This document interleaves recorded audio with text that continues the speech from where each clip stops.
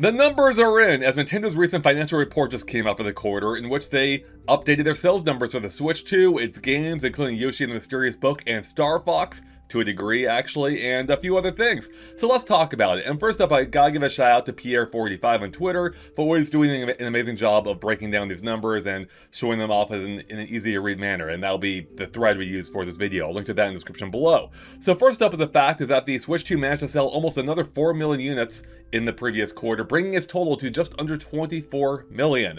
That's more than the GameCube, more than the GameCube's lifespan total, being outsold by the Switch 2 in just over a year. That's pretty impressive, though I do miss the days when the GameCube was 99 bucks. The Switch 2 still doing well and is the fastest selling Nintendo system after 5 quarters, which isn't a surprise because that was a case of 4 quarters, 3, 2, and 1. So odds are that's going to continue for some time.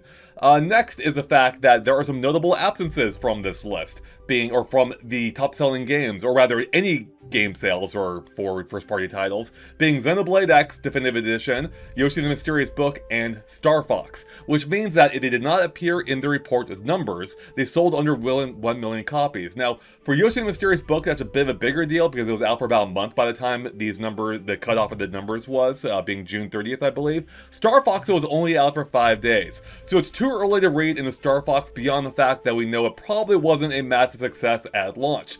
But that doesn't mean a whole lot. I did some quick number research, and it seems like first week sales, can often only account for 20% of a game's total sales. Can be less in some cases.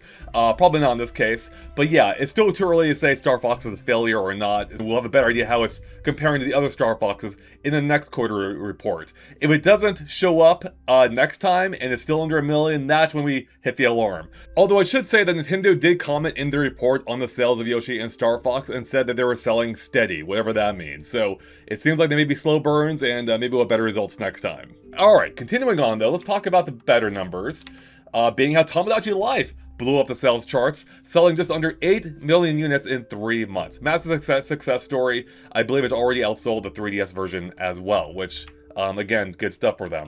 I just got a new keyboard, by the way, so I apologize for the clickiness. My old keyboard died on me, so I have to use this for now. Next, Super Mario Party Jamboree Switch 2 Edition has sold over 1 million units after just about a year, and it is making it, I believe, the first Switch 2 Edition to sell over 1 million, which I'm actually a little surprised by. I'm actually surprised some of these haven't done better. This is probably the best one, despite also being one of the sloppiest with its weird dual screen launch and having different options and different versions of the game. It's really weird, but the content, for the most part, is pretty solid. So yeah, there you go. Moving on. Mario Kart 8 Deluxe continues to sell, shockingly, another 500,000 this quarter, and its total sales on Switch are 71.5 million. But if you add it to the Wii U, it is now at 79.99 million units in total. We have a Mario Kart that between its 2 SKUs is about to exceed 80 million units. That's almost certain to happen in the next quarterly report. That is crazy, and it might actually overtake the Wii Sports lifetime sales if this keeps up over the next, couple of years, which apparently is only separated by 2.9 million units. And I believe, everyone, that is all those are the main numbers that stood out to me. So there's a lot more in the report if you're really curious to see how games are doing. DK Bonanza is still under just 5 million sales. It seems like its momentum kind of dropped off from launch.